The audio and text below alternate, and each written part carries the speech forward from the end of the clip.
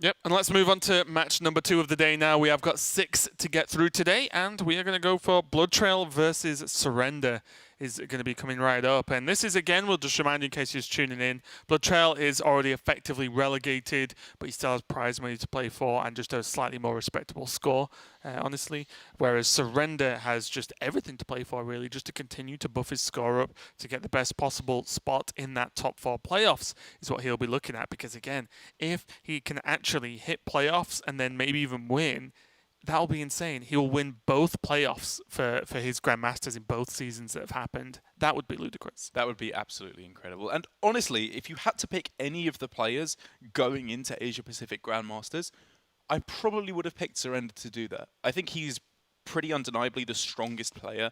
At least that would have been my perception before going into Grandmasters. Maybe you could argue Tom, obviously, with his victory at the World Championships, or Rivius with his very strong points earnings in the previous year. But I think Surrender has just had the most kind of consistently strong play and strong results as well. And I think he's shown that continuing here in Grandmasters with one qualifying through to BlizzCon and still potentially another. Yeah, it's I don't know. It would be so crazy. It's why I mentioned just about the legacy aspect of it. Like Surrender already has a very, very strong legacy in himself. Anyway, he's already going to the global finals to play.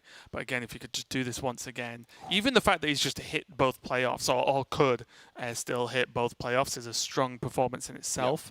Yep. So we'll see what happens. I believe the players are pretty much just ready now, and we are just going to get into the game very, very shortly. But what do you make of the lineups at least? Because I think BloodTrail maybe hasn't brought the crazy stuff, but then again, neither is Surrender. I feel like this season, Surrender's played it pretty much straight down the line. Yeah, Surrender has what, in my opinion, is like the most standard deck lists for Asia Pacific, because he's got the 3 definitely most popular deck lists that we've seen here in Control Warrior, Quest Druid, and Priest, the combo priest that we've seen all but ubiquitously here in Asia Pacific. And then instead of the Quest Shaman that's very popular in the other regions and still fairly popular here, he's got the Hunter, which interestingly enough, we got in some stats over the weekend, is the highest win rate deck in Grandmasters overall. So clearly it's doing something right here in bringing this deck. Yeah, I think it's one of those ones that does fly under the radar a little bit, because I think it just catches a bad rap from, especially from maybe the other regions, where I know it's just, oh, you know, what does Hunter do? And I feel like the second that the nerfs hit,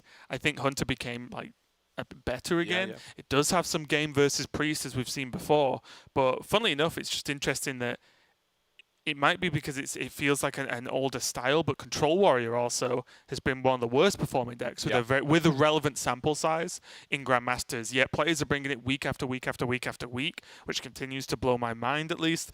But yeah, I think Hunter is just good because sometimes an all-rounder is just a good deck. I agree. And I think it's also consistently just kind of underestimated in what it can do, because if you think a deck is very strong, you will practice against it, you will find its weaknesses, you will play it a lot and play against it a lot to use its weaknesses against it or even its strengths against it.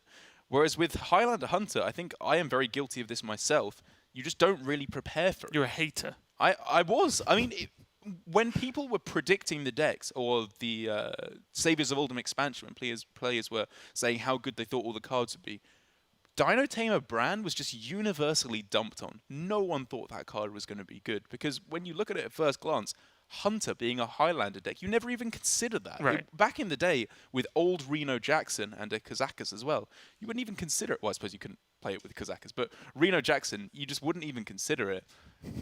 Unless you're Raven, I suppose. Were you playing it? I played it. Okay. But in general, most people don't. You are addicted to Hunter, so you do not count.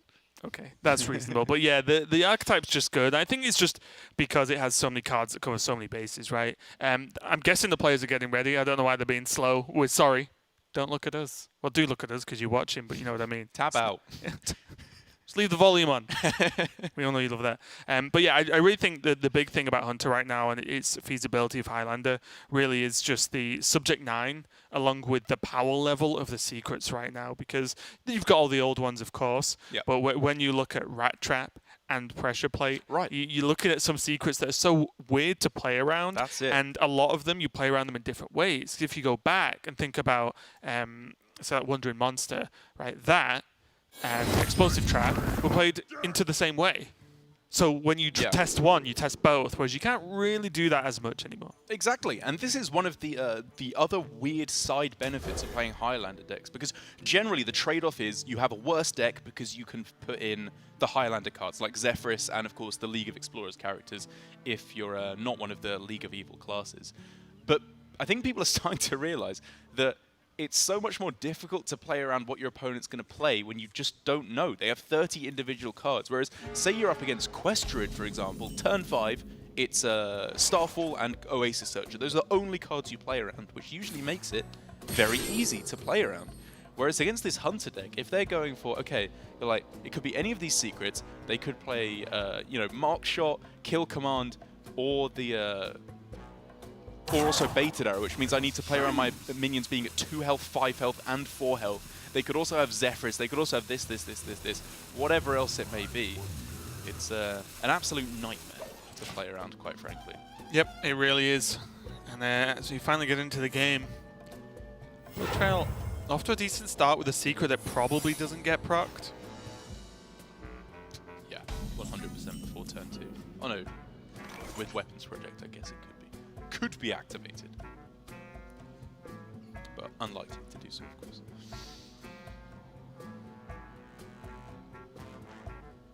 Yeah, if you can get the spy down, it's going to be pretty good.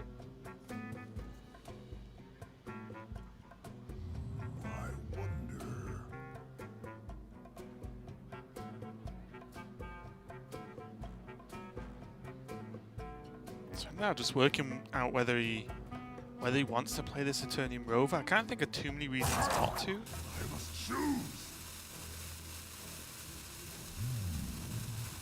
Even if it's Snipe, which I guess is the worst case outcome, it's like, well, you've procced it.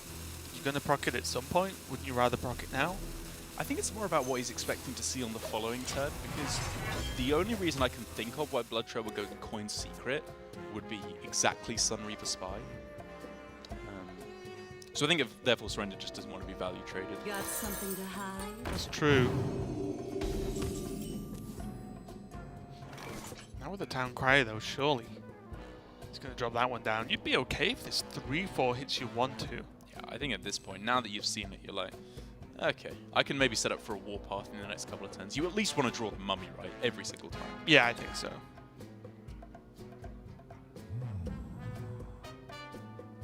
And again, like you said, if it's Snipe, you're perfectly That's fine. great.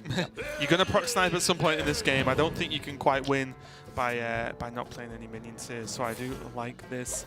And also, if it's not traded into, you can test for freezing, explosive, That's you know, the one. so on, so on. So BloodTrail will almost certainly have to trade here, I think, to protect his secrets. Depending on what that one is, especially. Yeah, that could make a big difference because it depends. Well, actually, I was going to say to what extent he plays around the Restless Mummy, but the thing is, the 3-4 is obviously more valuable than the 2-4, so by trading in, he doesn't really gain anything because it just goes Minion and Restless Mummy into the 3-4 anyway, so I definitely like getting the 3-face. Yeah, I think the only difference would be if it was Freezing Trap or not. Sure, yes. But it is not is Rat Trap, which means that, yes, the trade doesn't need to happen. But if it was Freezing and I guess to a certain extent, maybe if it was snakes, you don't want the snakes procced before your opponent's committed to a rush minion, so they could maybe like Warpath instead. So it really did, for me at least, depend on which secret it was, but BloodTrail got away with it. It does get a little bit more interesting there when you consider if BloodTrail had traded, maybe then Surrender would make the hard read that it's Freezing Trap, and therefore not play Restless Mummy because that's too much of a negative tempo swing. That's true. And therefore BloodTrail could maybe have just completely avoided having to see the Mummy at all. The old bluff. Yeah. I mean, it would have been a pretty strong bluff, I think. If it goes wrong, it's pretty devastating because missing 3 damage is a lot in this matchup. Yeah, you probably would have gone Omega Devastator, hope it doesn't die, and then Mummy and see what happens. Yeah. Interesting, though, how it just feeds into more and more about what we're saying with this Hunter deck, where it's just tricksy. It's difficult to play around.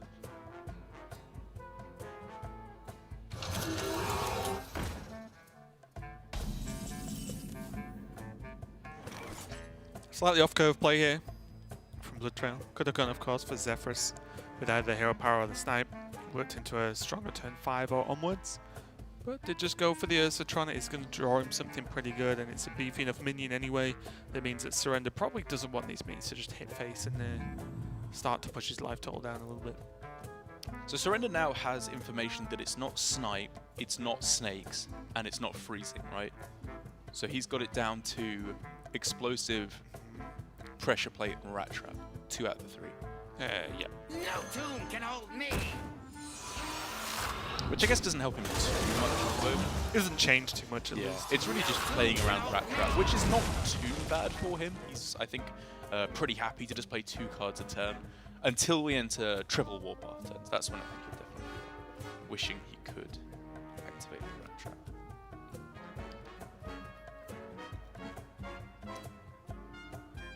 So, in your experience playing Highlander Hunter, when you have the kind of interesting situation here where BloodTrail has Zul'jin in hand, Zephrys in hand, but so far hasn't really played any high-value spells and doesn't really have many high-value spells, is there any way you can manipulate it to give you better outcomes in terms of spells to juice up your Zul'jin?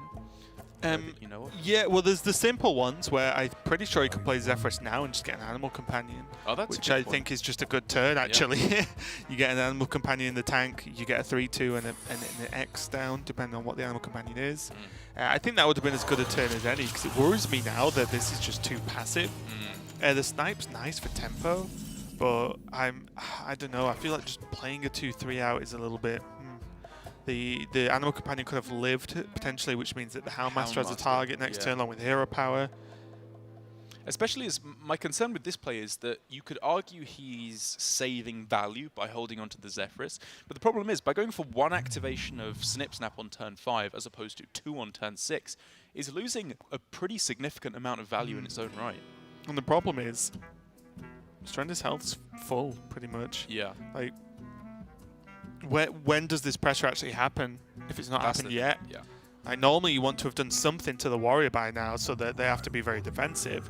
And the issue is the more we scale into the late game, well, warrior just beats Hunter late game, especially with such, like, if the only thing the warrior has to deal with is a couple of Unleash the Beasts and Secrets also, then warrior can, as long as it isn't pressured on his health.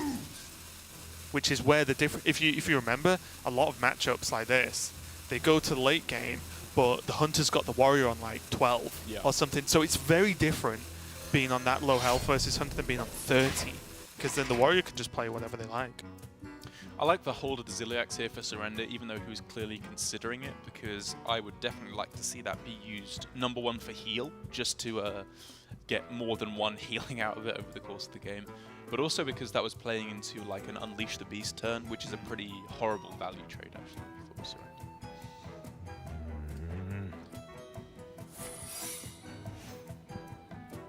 And so I'm kind of curious for BloodTrail what he is holding on to the Zephrys so dearly for here, because I feel like in most Highlander aggressive-ish decks against Warrior, generally what you're trying to do is go for something pretty spectacular for lethal, be it Savage Roar or Pyroblast later on. If you fall significantly behind, then you can find a key piece of removal.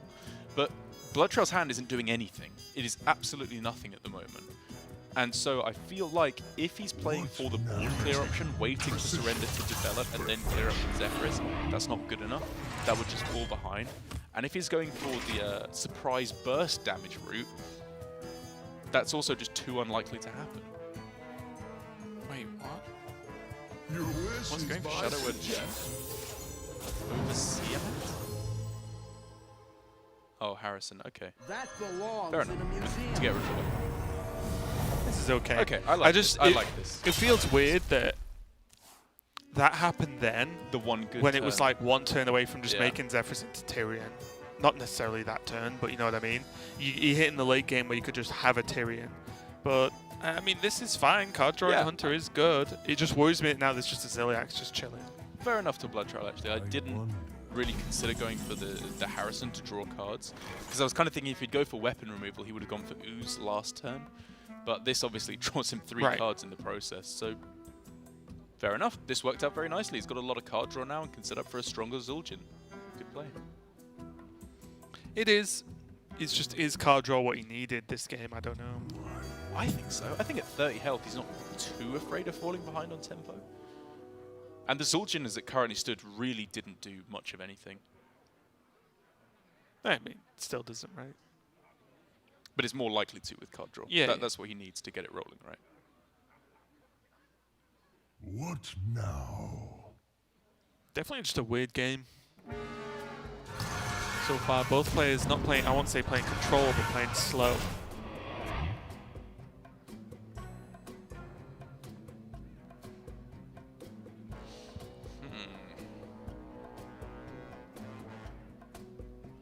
The Desert Spear does a really good job here.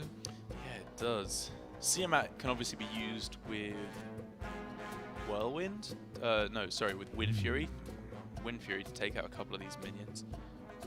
But it's kind of mana inefficient, actually, to be honest. And so maybe we're looking at Ziliak's Desert Spear. Looks pretty good to me. Yeah.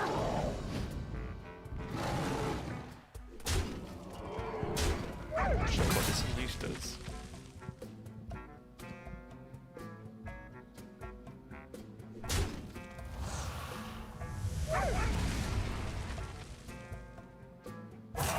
Quickly. Okay, this turn felt very janky.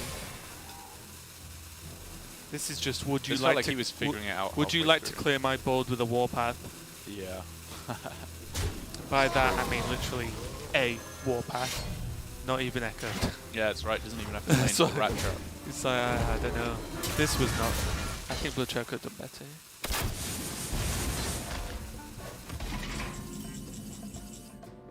But I suppose the real upside now for BloodTrail, given his plays, is that the longer the game goes, it feels like it's actually starting to swing in his favor, as opposed to Surrender's favor. Because even after Dr. Boom comes down, BloodTrail just needs to find one or two more good spells, and then his Zul'jin could just be carrying the game. Awesome.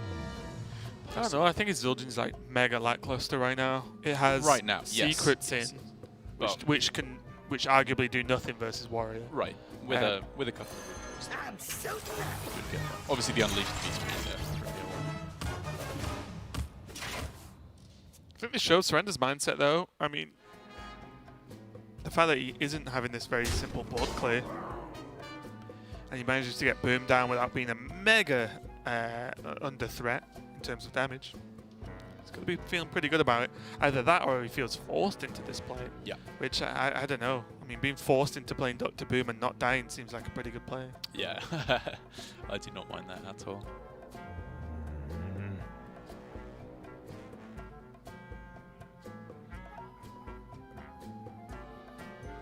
The thing is, though, that this situation, which I feel like we've been in a bunch of times before, where it feels like Hunter is maybe going to start to be edged out of the game, always ends up in the case that Surrender does not have any pressure, and so he just does not end the game.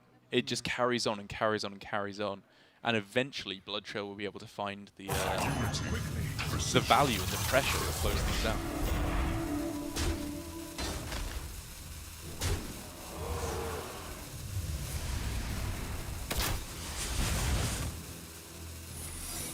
Because also Surrender can only avoid proccing all secrets for so long.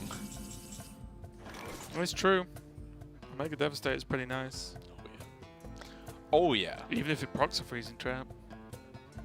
We could be looking at triple Warpath Devastator to take out the rat. This includes also double Warpath, Weapons Project, then Devastator. It's actually not bad because that takes out the bow as well, Yep. right? Which Proc is the biggest secrets concern. and then kill the bow. Yeah, I think I like that. Looks good to me. It's quite a lot of resources expended, which maybe deters him from going for that line of play now. Like we could instead just see Warpath Hero Power is fine on this turn, I think. And force BloodTrail to overextend into a Warpath Plague.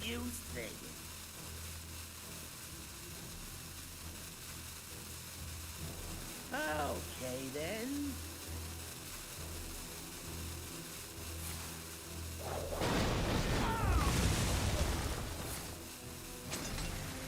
Gonna go for the Hero Power, equip the Weapons Project. Call it a day. Fair enough. This plays the 2 cards in a turn, which you generally do want to do up against the rat trap, of course. Of course. It's going to be a CMAT. Oh yeah. Is this a Divine Shield Winfield? attack form? This feels like the. Oh no, I was about to give Brandon Sanderson spoilers. I forgot that that's not revealed at the start of Stormlight. I was going to say it's like the different forms of some of the characters. But ignore that. Yeah, if you're reading Dun, dun. Stormlight Archive, skip ahead. Because I'm about to drop some major spoilers. I'm joking.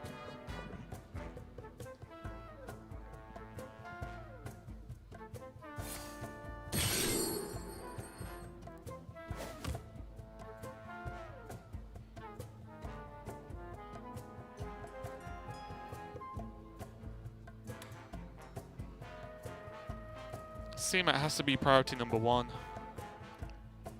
Surrender has a pretty straightforward weapon swing and the Omega Devastator into it though, so He does. not He too does. bad to me. Would you ever rush in the Rover instead, just to not tank 6? Or do you think that's more important to save? It's kind of close, right? You're expecting freezing though, aren't you? Oh, good point. Yeah, good point. Sorry. I think that's all the sequels that we've played in the game. Right? Yep. Or maybe not pressure plate as we played? Is that in play No, now? pressure plates in play. Yeah, I think you're right. He could have actually used the use this, couldn't he? Oh, I guess this gives him another activation of Devastator Suspension. Yeah, this. Instead of wanting a cheaper minion to proc it, Surrender's actually on higher value minion in terms of the battle cry. Which is probably correct. Yeah. I'll take it. That's a good one. Yeah, these are a couple of good ones. So, baited arrow, hero power, swing face. Don't look too bad to me. Start juicing up the Zul'jin, get those hero powers in. Tickety tick tick.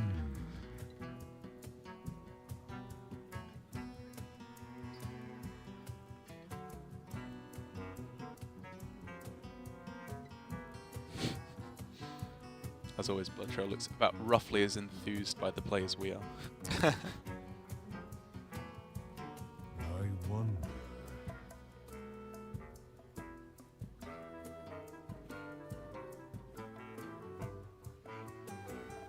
Don't think it's a bad play at all.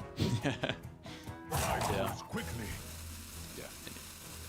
You can't play Deadly Shot on an empty board, right? Right, no. Because I honestly, that I would consider playing Banking just the to mana. spend the mana, yeah, to get a bigger Zul'jin. Do you like this over hero power? I think this is fine. This makes Surrender have to do something bigger. That's true. And he knows with Omega Devastator in hand, he can still Omega Devastator rush. Yeah, I guess if you didn't develop anything else, then Omega Devastator just like So destroys your board. Yeah. This would Fair be a good enough. time for a master plan.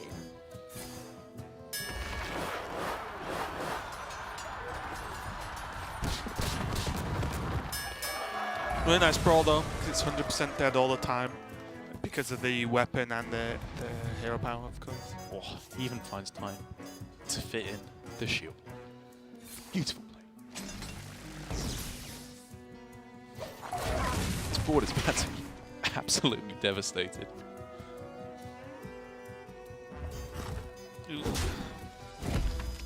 And the problem is for BloodTrail that, I don't know, I guess you were right in that Zul'jin was so weak and it was really only very specific cards that made it better. Yeah, I mean, it does Because nothing. does it can't be played now, right? He needs to wait for the Unleash the Beast for it to do anything. And the Animal Companion, of course, as well. And then outside of that, I'm not even seeing any other good spells left in the deck. He's obviously not running Hunter's Pack, which has become very unfashionable now. Not running Mark Shot. Yep. Yep, literally nothing. Zul'jin, very weak at the moment.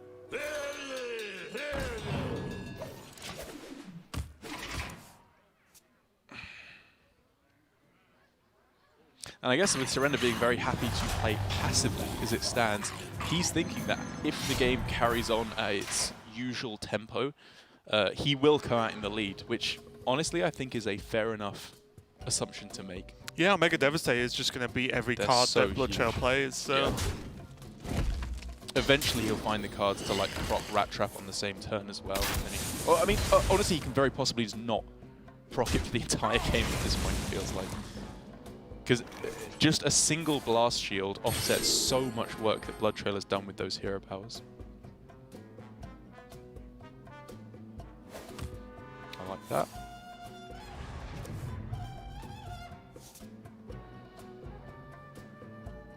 And then again, he knows exactly what it is, so he has full liberty to just rush in the weaponized Pinata here. And he knows that the minion will die. And no snakes will be procced.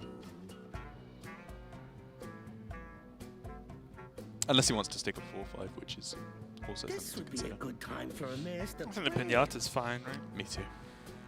I'd rather do something Oh, spectacular Should with just the Dynamite, I Devastators. think. Oh, okay. I mean, that's also fine, right? Fair enough. Yeah.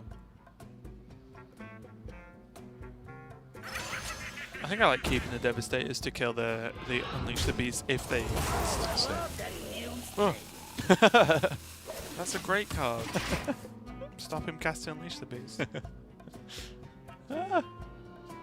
Kind of. If you play onto an empty board, it's not like the worst thing ever. Definitely one of the less good legendaries, though. I'd rather take my, I don't know, Ghoul there or something. Thanos. Yeah, yeah.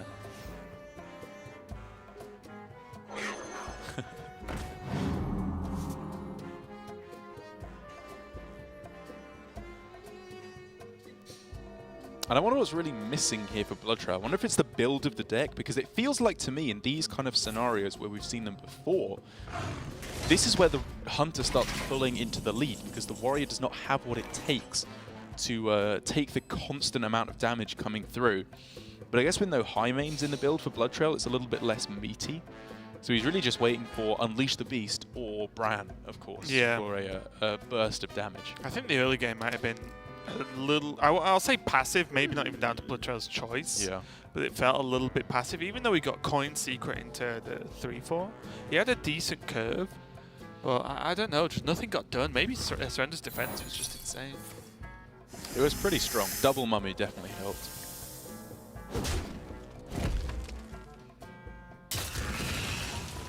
Very versatile Dynamatic coming in. Light the fuses!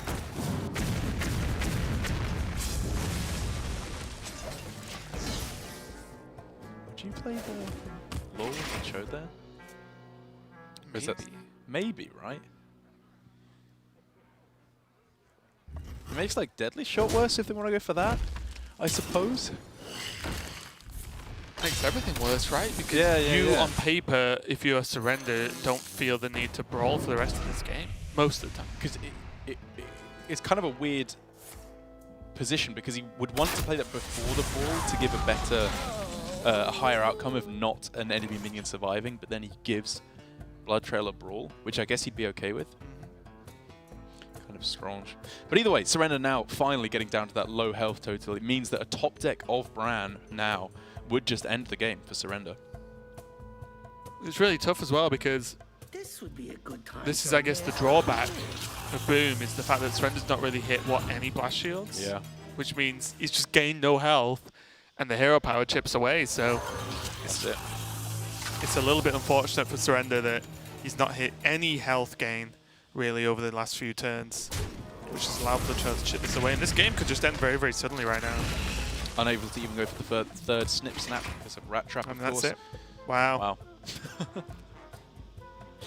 Honestly felt like a whole lot of nothing and just slowly being It's chipped weird down though there. because I feel, and again, this is, I promise no bias or anything, but I kind of feel bad for Surrender because Surrender was just winning that game. Yeah. It's just unfortunate that he didn't get Blast Shield, so the hero powers and say the Life Drinker just slowly stacked up, and then like you said, there was no option for him to even gain any additional armor, any additional health. He didn't discover Ziliax or anything like that. So I feel like if he just stabilized just once and could actually get some health gain, he actually runs BloodTrail out of damage a lot of the time. But that was only game number 1. BloodTrail fighting versus Surrender, going up 1-0.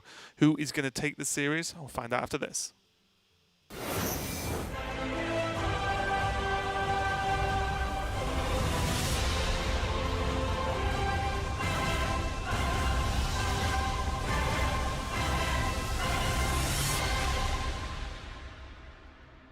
We've created a new home for all things Hearthstone Esports for both desktop and mobile users.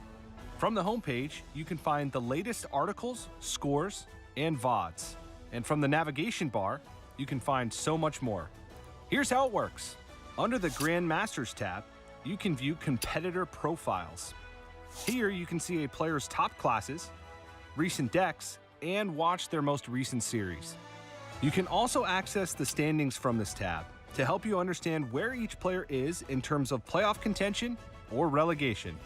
On the schedule page, you can check the dates and times for every part of the Hearthstone Masters program. This includes the full calendar of Masters qualifiers, Masters Tour event pages, and the weekly schedule for Hearthstone Grandmasters. Looking to try your hand at the decks the pros are using? Simply click the eye on a Grandmasters match to see submitted deck lists. From here, hit the purple Copy Deck Code button and open Hearthstone to your collection. Then, create a new deck and simply answer the Create from Clipboard prompt in the affirmative. Finally, the News tab will show you Hearthstone Esports news exclusively. Dive into interviews with your favorite players and check back every so often to see what you've missed. Thanks for watching, and we'll see you in the tavern.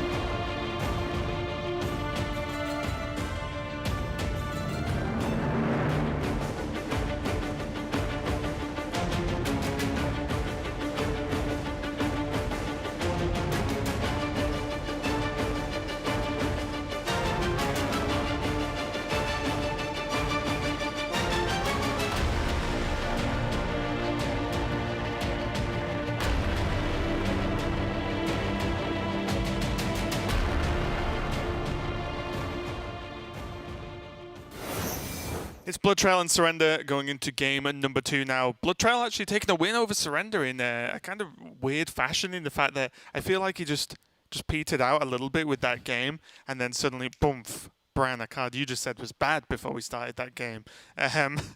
Winning the game for BloodTrail.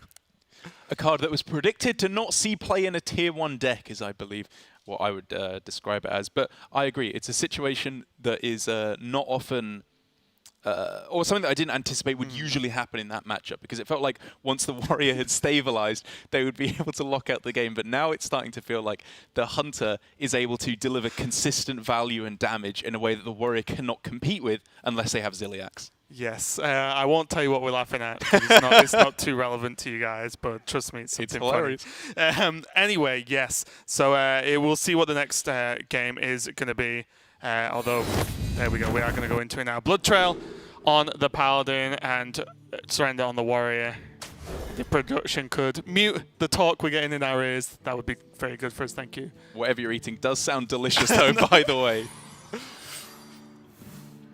BloodTrail falling asleep. We're just getting ASMR down our ears right now. Do you like ASMR? No. I Well, I can't don't stand understand it. I just don't I can't understand stand it. Yeah, I just don't. I neither like nor dislike. I just don't Reporting for get it. duty. It doesn't do I anything. actively hate it. Okay. It really sets my teeth in it. All or just specifically food? All. Food one is the worst because I really hate listening to people eat it. Like, I really, really don't like it. Reporting for duty. Listening to maybe like Hearthstone ASMR, I'd like that. Of what? Just softly spoken voice lines from the game? Yeah, exactly. Or just like listening to like the perfect priest hand be played one after the other, and then my opponent conceding. Wow. In the meantime, BloodTrail just chipping away at Surrender here, trying to get any form of damage he can done to make the follow-up into the late game a little bit easier. Although, honestly, what's the plan for Surrender in this matchup? Because maybe it's just my experience, but I have never seen a warrior out-heal this. Really? Not like in any fashion where the Paladin has actually done what it wanted to do. I think it's very difficult for the warrior. So I think for me, the thing I've realized that the big break point is weapons project. If you're running 2 weapons project, I think you could argue that you're favored as the warrior versus the paladin.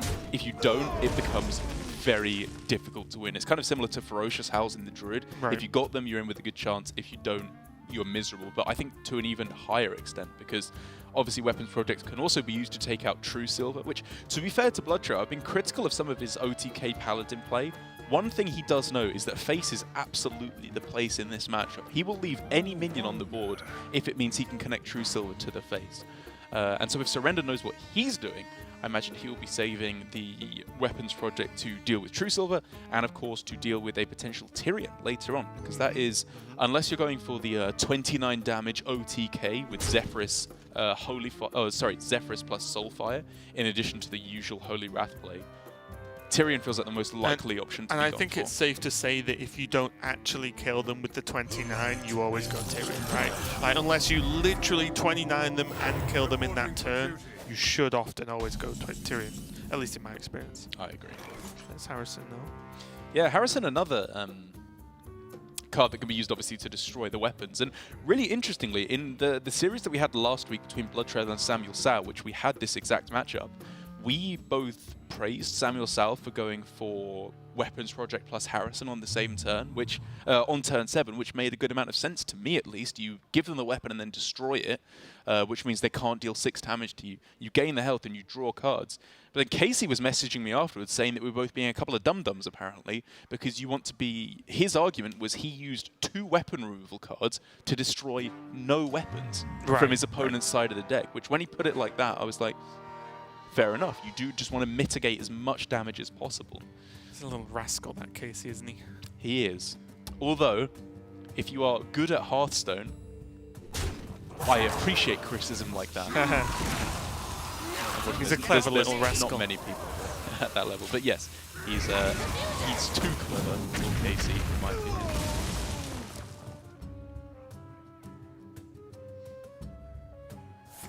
Oh yeah, look at this. He could go for Hammer of Wrath on the minion and hope it trades with his hero power. Ha. No. For duty. Such silly plays. He knows exactly what he's doing. BloodTrail probably a little bit not feeling too great about this double timeout in hand. Mainly because it's just taking up hand space that he doesn't really want to play. Yeah. That's something that, especially versus Warrior, you're often just playing late game to just play it, and yes, you might not let the Warriors set you up into, say, 2-turn lethals with it, but it's not a card you want this early in the game because you're never going to play it. Like, Warrior should never be putting on enough pressure to warrant a timeout. So right now, it's just 2 cards in BloodTrail's hand that aren't going to go anywhere anytime soon. Let's get Thanos though and plays that board. Not too bad. So we are in that position now that Samuel Sao was in last week with Harrison Weapons Project on turn 7. It's a bit different here because Surrender does have a much higher hand count. And also, to be fair, if Casey hadn't explicitly told me he didn't like it, I would be singing the praises of this play. But I do now wonder if this is the correct line, given that Surrender had such a strong alternative in Coin 2 Morden. Is he afraid? of the Holy Wrath Lethal. It's happened before. It's possible. It's definitely Is he a just slight like- consideration. I'm not going to let me get too out to this. Yeah, it I looks think like those Surrender's running 2 though, right? he's two Weapon weapons. projects. Yes, he is. Yeah, yeah. So he still has, of course, Yeah, the you ability can still to take break out our a weapon. And this is, of course, fine. You know, it gains him the armor, clears off the minion here. He doesn't even take the damage, which I think is very smart with the coin shield slam. And of course, the downside of going for Tomb Wardens with a Pyromancer on the board is it no longer needs an activator, just a Shrink Ray and Equality can Right. clear off the board. But of course, one Equality had already come down, and it's the only one in the deck. Shrink Ray already deals with the board pretty much anyway, because it just makes a couple of 1/1s. So I do just wonder if for Surrender we should have seen the higher damage output play of Coin Tomb Warden. Just a con. Sure. Did you have Conkers when you were at school? Oh yeah, we loved Conquest. Oh, really? Yeah. Got banned on my last year. Oh really? In primary school, yeah. What's happened to my sweet innocent brain that once Conquest was like a very fun childhood game, now it sounds like a Twitch emote to me, kind of like the equivalent of Poggers. What now? Conk champ. Conk Champ, yeah. I was not the Conk Champ at school, I sucked at them. Oh, really? Yeah. Because there was always like a trick you had to do, like you had to soak them in vinegar or something, right, yeah, to make them hell like really proper hardcore. I just painted a rock brown. It's pretty solid. 3 children died that year. Yeah. Remember I told you you got banned? When I say banned, I mean I spent 3 years in jail. Did used to hurt sometimes if you missed. Oh, mate, if they hit your knuckles or something, it's going to leave a mark. But you always used to have like your prize fighter, didn't you? You had some regular ones, and you'd have one that's grotesquely large and be like, this guy's won 3 fights straight. Tumorous mess of a conker. It's already halfway to a tree at that point. And you're like, all right, come on. Reporting for duty. String coming of it. Goes into the fight, still got like the green spiky shell thing. And it's like, right, just flips off his coat, right, I'm ready to go. Yeah, I think like by the time I was like 10 or something, like 8 or 10, we kind of technology had already too cool for advanced it, enough. Yeah, it was all You had a mobile. Tamagotchis and stuff. We didn't have mobile phones until I was in secondary school. Actually, I kind of just missed out. Yeah. For anyone who's interested. I didn't have a mobile phone till I was out of high school. Wow. Yeah, I'm an old. Saying that, I think it's more just my parents didn't get me one. What now? My friends had. I mean, I had one, but I didn't even I need didn't it for text anything. anyone. Like, if I wanted to talk to my friends, I would walk over to them and say hello. How old school I of you, know, Derek. exactly. Seems It's a so throwback. so quaint now. And Surrender now. Is he going to show the respect to this face damage and trade a Harrison into a 1/1? He is. Wow. I think that's absolutely right. He knows that it's extremely unlikely that Lethal gets there. He's just trying to prevent every single point of damage.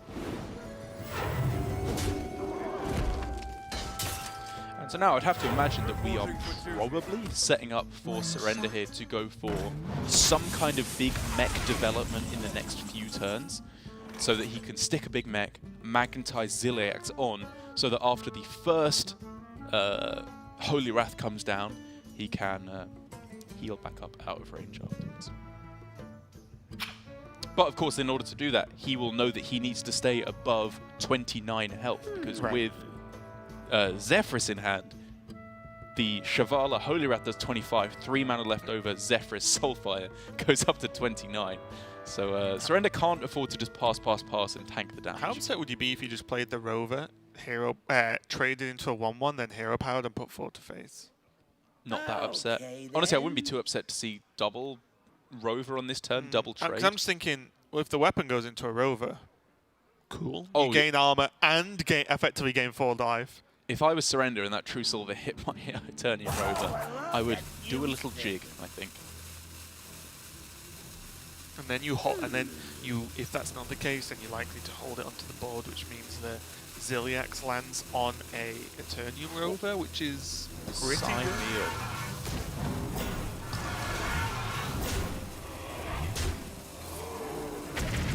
instead just going to make it harder for him to hit face at all with this weapon, not really give him a choice by playing the 2-2. Sure. Yeah, yeah. I mean, there's always some consideration as to whether you should play the Eternium Rovers sooner rather than later, because eventually he's just going to start chaining the 2 timeouts and then go for the lethal. Right, he may right. not play another minion for the rest of the game. I like getting it down. Yeah, yeah, yeah.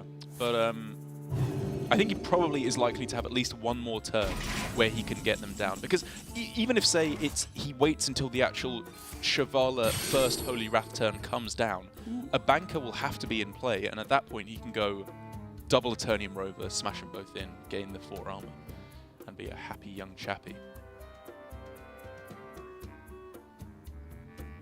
Would you ever take Rusty Recycler over Goblin? Because it's more heal? This would be a good time for a master. Probably. I guess so. No, I'm honestly It's not in just saying line that with because he his thinking. did, Yeah. but like, it's just more. If this heals for 2 once, then that's just good. Yeah, I feel like I am kind of have the blinkers on when it comes to bombs versus OTK Paladin because of how dominant Bomb Warrior was versus this deck. But I guess you need all the pieces to come together before you can be blowing them up.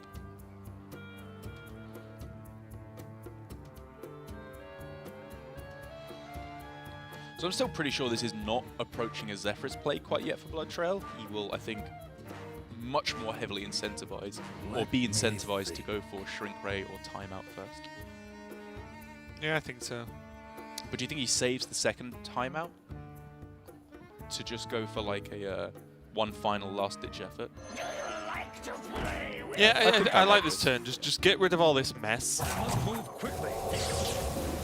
and then he can work on a plan afterwards, right? Yeah. It's just get the 2-1s out of the way so you can actually hit this damage to face. That's a big Now deal. Surrender's going to be on what, 29? Exactly.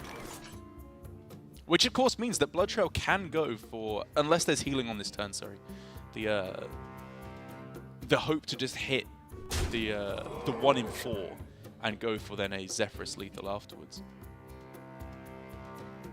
Which is scary for Surrender and maybe prompts him to go for a line of play like Weapons Project on this turn.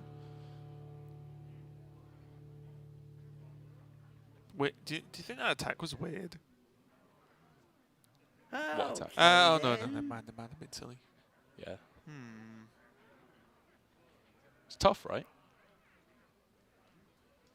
And maybe if Surrender had gone for the line of... It's obviously very difficult to envisage he ends up in this exact scenario, but double Eternium Rover on a previous turn maybe would have led Surrender to not having to worry about this and not giving BloodTrail an out.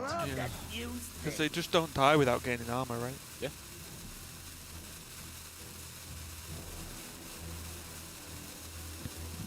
Flashlings are so fragile. Hero powering your own minion doesn't get the lifesteal, so yeah. Could hero power his own turning move. That's actually quite a good point.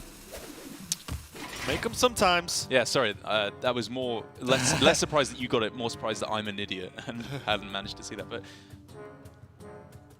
I wonder if that was better, because now for Surrender, he has nothing against an Ashbringer. Your wish Right. is my And now he looks like he's just going to drop I think Tyrion he then. probably is going to go for the Tyrion, right? Is he considering Cabal Shadow Priest? I mean, well, I mean, it's Zephyrus. I was going to say they're all pretty good here. Of course, they're all pretty good, but I don't think Cabal Shadow Priest ever wins you the game, right? wonder. I don't think so. I think if BloodTrail's, I'm confused, right?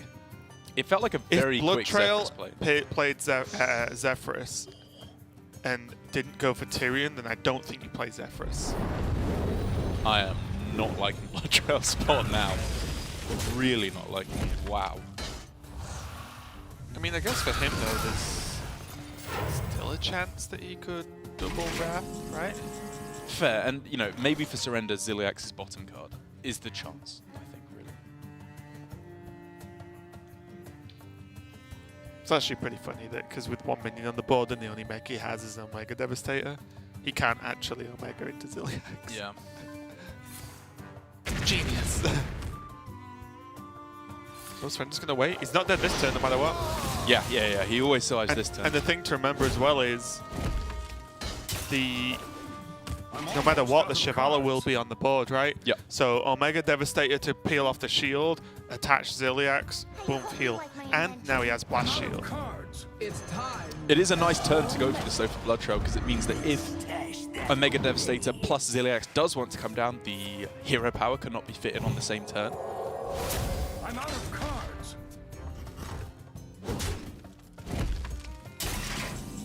So 16 health, or sorry, 11 health needs to be gained on this turn. And he wouldn't gain it, would he? And he would not gain it, no, it would be exactly 9. With the buff on Ziliax from the... Oh! Unless you just Unless a he gets god. that. Unless you just a god. Because then he can hero power, but then he can't take out the Shivala without tanking the damage. But does he need to take out the Shivala? Oh no, wait, but he can... He has a taunt.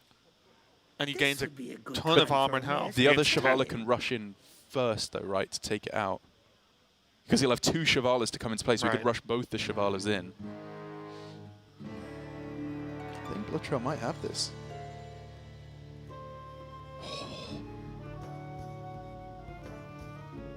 Wait. Okay then. Or does he? Oh, yeah. It's one man of shield slam, isn't he? If he goes this and then the Vicious Scrap Hound, that doesn't gain him enough.